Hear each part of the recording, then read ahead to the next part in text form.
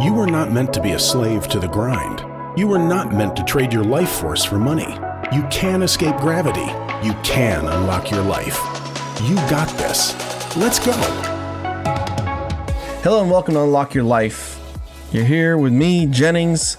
Guys, I want to tell you a story about my own life and what I've been going through lately, and hopefully it's helpful for you. So last year, I would say September, October, I had gone through a bit of a stressful time the beginning of the year. I was selling Lanier, which was a property I owned in Georgia, and it was on a bridge loan. The Fed was raising rates. We were able to pretty quickly and easily sell that at a nice profit.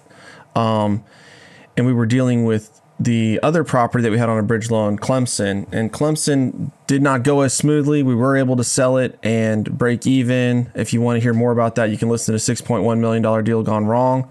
It's my most popular episode. So if you want to check that out, I document the saga there.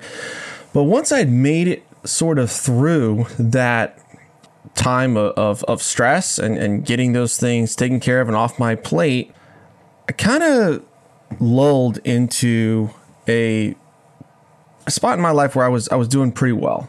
Things were going smoothly. Things were going well. I was involved in another little side hustle business thing that was making me a lot of money. The deal room's going well. Apartments are going pretty well. We'd sold off a couple of properties and taken some profits there. And I was moving into a phase in my life where I had achieved what I had set out to achieve 3.5 years ago, when I was putting a stake in the ground and saying, I'm getting into multifamily. I'm not being a contractor. I'm sick of working 50, 60 hours a week. I'm sick of building other people's dreams, killing and eating, and not having anything to show for it at the end of the day. I'm done with that, and I've got to escape this. And I had a vision, right? I had a focus. And I believe that God gave me that vision to some degree, that he wanted to guide me into a new direction because it worked well.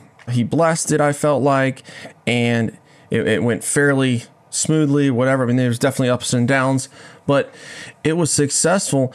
But I was beyond that. Right now, my basic needs are met. I've sold off a good bit of my apartments.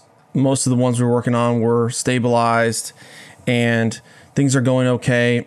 I'm making money with my education company. I'm making money with a couple other side hustles that are bringing in good money. And yet I was struggling with stress. I was struggling with anxiety. I was struggling with some depression, and I wasn't in a very good spot. And in retrospect, I think I had lost my vision to some degree, right? I had a vision, right? I knew where I had wanted to go. I had gotten there. I knew my vision was, I don't want to necessarily close another 1,000 apartment units and scale chaos and get into trouble. I want to just absorb what I'm doing and grow carefully, grow safely, grow responsibly. And yet I'm kind of falling into this anxiety, focused on myself. And guys, I would spend time in the shower thinking about how much money I was making per month and how it wasn't enough, and how when this investment pays off and when that investment pays off, I'm going to do this. And when I can grow this and I can invest in this business and I can make more a month and more a month and more a month. And no matter what number I came up with, it really wasn't enough and it wasn't satisfactory. And as I was, doing well financially, it wasn't fulfilling, right? And you've all heard the adage, well, money doesn't make you happy, or money can't buy happiness, or whatever. And I thought, maybe you don't think this way, but I thought, yeah, that's what broke people say. I want to find out for myself. I want to know, because that doesn't seem right. And I don't know if I know for a fact. I definitely think money can relieve stress, and it's better to have money than not have money. But you can be rich and off track, or you can be rich and on track. You can be poor and on track, and you can be poor and you can be off track from your mission, your vision, your why, and what the reason is you're here on earth to do. And I had lost sight of that. And I knew that this wasn't going to work. My plan wasn't going to work because my plan at this point was pretty much, let me just make as much money as I possibly can, right? Let me always amass more. I need more monthly income. I need more assets. I need more money in the bank. I need more. I'm on edge. Now I have more liabilities. Now I have more things that could go wrong. And you think, wow, these wealthy people that have all this money, they don't got any troubles. They don't get any worse. I'm telling you, they do. And I'm not putting myself in the mega wealthy category, but I know a lot of these people and they have their own problems, right? I mean, you have a mortgage of $250,000. So they got a mortgage of $250 million. They have lawsuits. They have insurance claims. They have all sorts of things. They've got different problems to deal with, but we all have problems, right? And we're all looking for our vision, our mission, our purpose. And so the focus on the money, the focus on the more, the focus on my goals, my achievements, my ego, my popularity, whatever it is, I have found that to be empty, right? And I hope you can take this from a place of I'm not trying to say I've made it and I've got all this money and everything else. I don't, right? I'm a normal guy, I'm an average guy, and we all have our issues, but I definitely have achieved more success than I did 4 years ago. I'll say that. That's empirically true. I've got more success now than I did before, and yet it's not as fulfilling as I thought it would be. So if you're a longtime listener to the podcast, I appreciate you. And that's why I kind of feel comfortable sharing some of this stuff with you, because I appreciate you listening. And I want to tell you the truth. And I want to tell you what's really going on so that maybe you can learn from my idiot mistakes. So something that hit me was Oliver Anthony. Now, if you've never heard of Oliver Anthony, he wrote a song recently, The Rich Men North of Richmond. And it's basically an anthem about what's kind of wrong with society and how screwed up America's gotten, et cetera, et cetera. And so this song was filmed in his backyard. He's not really a professionally trained singer. He didn't have a record label with Nashville or anything like that. I think he just set up his phone and recorded himself in his backyard. I mean, the background is woods and a deer stand. And so this song went completely viral. And I'm not going to talk about the song or the message of the song. I don't really care. That doesn't have anything to do with what we're talking about. But this guy has been thrust into the spotlight almost overnight, right? I mean, meteoric rise in popularity. And he was able to get himself or invited onto Joe Rogan's podcast, the Joe Rogan Experience, which is the most popular podcast in the world. I mean, I don't know how many millions of people listen to that every day, but it's big and it's a big stage. And so Oliver is on stage with this guy and he's talking about anxiety. He's talking about stress. He's talking about fear. He's talking about depression. He's talking about how, for the most part, his life was going fine, right? It was going well by all standards. This was before he had this huge hit, but I guess he still had a level of success before this. And Joe asks him, what was the change, right? What brought about this change? And he said, basically letting go, right? Letting go of his ego, letting go of his goals, his dreams. And that has been a big thing for me, right? And as an entrepreneur, as a real estate person, whoever, my audience, you probably listening to this, I'm sure you have goals and ambition and drive and dreams, right? And I think some of those are placed in you by God. And that's part of your personality. And that's going to drive a lot of success for you.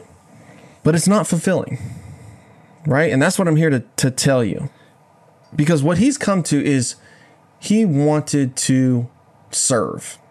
Right? He wanted to serve. Jesus Christ came on earth in the form of a servant. He left the riches of heaven and all that stuff, and he came as a servant.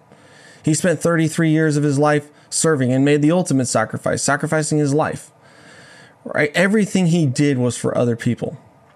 And he had a mission. He had a vision. He had a purpose. And when he realized, I'm not on this earth to serve myself. My purpose, my mission on earth is not to make as much money as I can. It's not to become the most popular singer-songwriter in the world. It's not to get on the Joe Rogan Experience. It's not to have a #1 Billboard hit. It's to serve. So what am I called to do? What am I called to serve? And I started to think back to the things in my life that have made me the most fulfilled, that have made me the most happiest. And they go back to every one of them tied into servanthood. I mean, I think about my marriage. I absolutely love my wife, Jessica. She's great. She's amazing.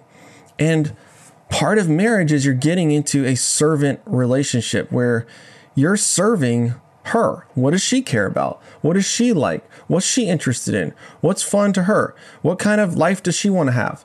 How does she want to raise the kids? How many kids does she want to have? And then kids is a whole nother level of servanthood. You know, children come into this world and they mostly take. I mean, that's just the way it is. Babies come out, they're cute, but they can't do anything. They got to be fed, clothed, change diapers, rock them to sleep, pick them up when they cry, all that stuff. And it doesn't stop, right? All through childhood, there's a huge servanthood component to children, but it's one of the most fulfilling things in people's lives. I mean, that's said over and over and over again. I think about people that I've helped, right? People that I've partnered with. I think about working with Yaden and serving him and growing and building a business, helping him get out of a job that he didn't like anymore. I think about helping my sister Crystal, you know, get into the apartment game, get into self-storage game, facilitating her ability to establish financial independence and move that ball forward. I think about Mohit and Ryan and DJ and all the other deal room people that have closed deals and changed their lives and changed their professions and moved the ball forward with where they want to go. And it really is fulfilling. I mean, I really enjoy helping them and serving them. And so when I let my ego go, right, that I want to have this many doors and I want to make this much money a month and I want to have this much listens and downloads on my podcast and I want to have this much following and I want to have this many people in the deal room and I want to have this much in net worth in the bank and I want to have the jet and the island and the boat and the car and on and on and on and on. Those things are emptiness.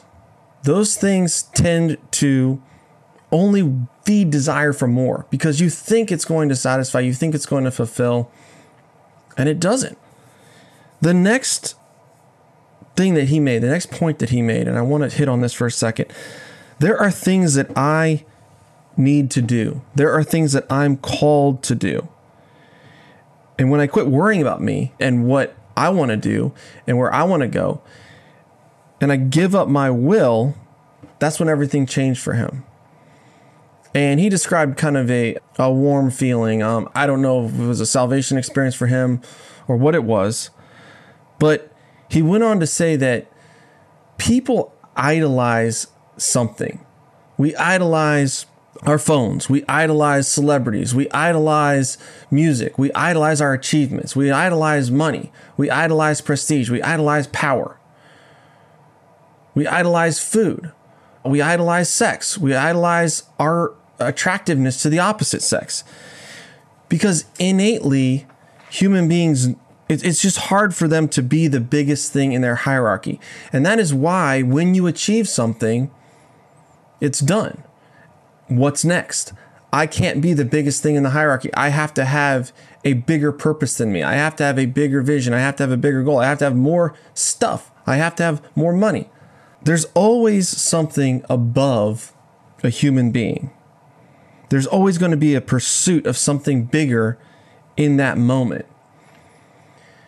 And so if this is the way that we're wired, if this is the way that we're built, and it doesn't lead to fulfillment, what is the answer there? And that's a tough question, you know, because I don't know your religious moorings, your moral upbringing, your background, whatever. But his solution to that, or his offering of his advice to that, was he was making God and the concept of what God has called him to do here on earth his idol, that was above all. And that was a real game changer for me when he said that, along with all the stuff that I've been going through and God's been taking me through recently. And recognizing that God has something for me to do, right? God is not just this afterthought. He's not like my buddy that I listen to every once in a while, like, oh, well, what do you think? No, he has a purpose. He has a calling. He has a vision. And the first step of that, I feel like, was he was calling me out of construction. He was calling me into multifamily and real estate and building a better life for my family and influencing a whole lot of other people to build, better lives and wealth for themselves. And I sort of lost sight of that. And so now he's refocusing his will and his vision and his calling for me at this point. And it's taking it away from like, how can I make more money? How can I close more doors? How can I grow my businesses? How can I make more passive income, et cetera, et cetera? Because the money, when it's focused on, is empty. What is his will? What is his call? He has something here for me to do. He has lives that he wants me to impact. He has people that he wants me to help. There are people out there that are crying out, needing help financially, needing mentoring, needing advice, needing a friend, whatever that is, and paying attention to and focusing more into what is that calling from me? What is the next season of my life, the next 10 years? What is he calling me to pursue and put as the center of my life as an idol? I mean that as an idol to replace my will, my achievements, my ambitions, where I'm going, where I want to go. Because there is a bigger purpose. There is a bigger vision. We are not it. You look around at the world, you look at the cosmos of space and time, we are not the center of the universe. And my challenge to you, as I'm challenging myself, is identifying what is my vision? What is my purpose? How can I help? How can I serve? Right? And clarifying that so that you don't get to the end and it's empty. The first episode that I did on this podcast, if you go back and listen to it, is a pocket full of money and a house full of strangers. And it's idolizing your goals, your dreams, your vision, your money above all else and destroying relationships in the wake of that. And getting to the end of the life where it's like, hey, I did it. I made it. I climbed the top of the mountain and he who dies with the most toys wins. I won. No, you didn't. And so the retrospective time I'm having right now is refocusing that on what is my calling? Who is God putting in my life for me to help? Who's God putting in my life for me to serve? And his plan, his vision, his mission for me is far better and far more fulfilling than anything that I could dream up or cook up on my own through my own strength, and focusing on me as the center, because that only leads to anxiety, depression, fear. It doesn't lead to where we want to go, a fulfilling life, fulfilling our purpose, helping other people, serving other people. And, if you're a spiritual person, serving God's purposes for where he's placed you on earth to do that, which is the least and the lost, right? And you get too far away from that and too callous to that, where it's all about you, it's a recipe for disaster. So guys, I know this is a little bit different episode today. Hit me up. Shoot me a DM if this was helpful to you, if this struck a chord with you, and I appreciate you listening. Guys, have a great week and take a minute to unlock your life. Peace.